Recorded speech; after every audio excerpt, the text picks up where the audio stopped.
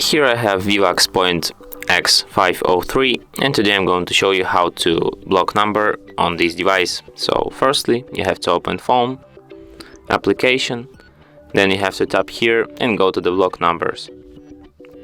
To block number, just tap here and tap Add, and now you can enter number which you want to block here.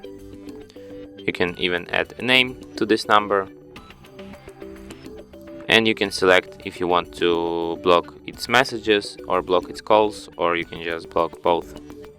And then tap OK, and now this number will never message you or will never call you again. And that's it. Thanks for watching. If you find this tutorial useful, don't forget to hit that like button and subscribe to our channel.